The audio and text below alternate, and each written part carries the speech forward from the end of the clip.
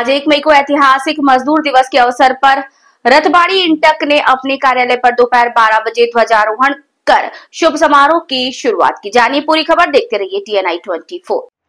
मजदूरों का एक विशाल जुलूस रतबाड़ी इंटक कार्यालय से राजपथ के साथ निकला, जो राज होटल चौराहे से गुजरा तथा वापस रतबाड़ी इंटक कार्यालय पहुंचा। जुलूस मालदा जिला रतबाड़ी इंटक अध्यक्ष लक्ष्मी गुहा के नेतृत्व में संपन्न हुआ।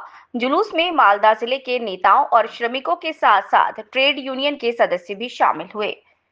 हमने 1 मई मजदूर दिवस को भव्य तरीके से मनाया। उस दिन माननीय श्रीमती लक्ष्मी गुहा ने लगभग 400 श्रमिकों के लिए पानी और भोजन की व्यवस्था की।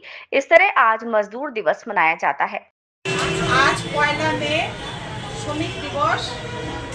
এই দিনটাকে আমরা প্রত্যেক বছরের ন্যায় এবছরও করছি। এই দিনটাকে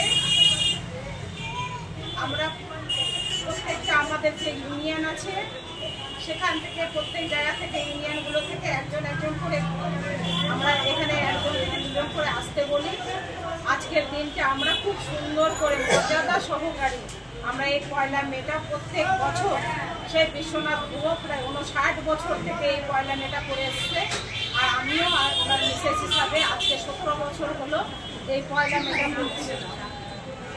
আগামীকাল আপনারা দেখেছেন যে কোনো একটা বিভ্রান্তি ঘটেছে আমাদের নিজেদের মধ্যে। আজ কালকে নিউজ হয়েছে, পেপার হয়েছে।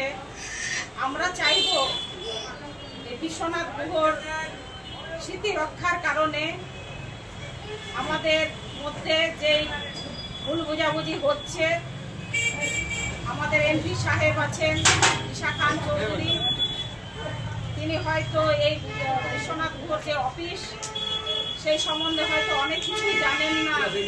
হয়তো তাদের কিছু লোক হয়তো ভুল বুঝাচ্ছে, কিছু আশেপাশে এক্স বা আদার্স লোক তাদেরকে ভুল বুঝাচ্ছে।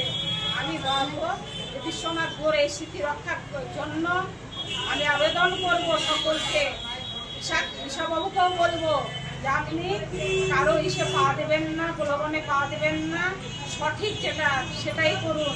না হলে আগামী দিনে যে কংগ্রেস অনেক জনই আছে যে কংগ্রেসটা পরে সামনে আসে না, সেই লোকগুলো হয়তো হারিয়ে যাবে। আপনি ভোটে জিতেছেন, খুব ভালো। আমরা সবসময় সাপোর্ট করেছি, বরকতদাকে সাপোর্ট করেছি, আমরা সাপোর্ট করেছি দারুবাবুকে, ঈশাবাবুকেও আমরা সাপোর্ট করি।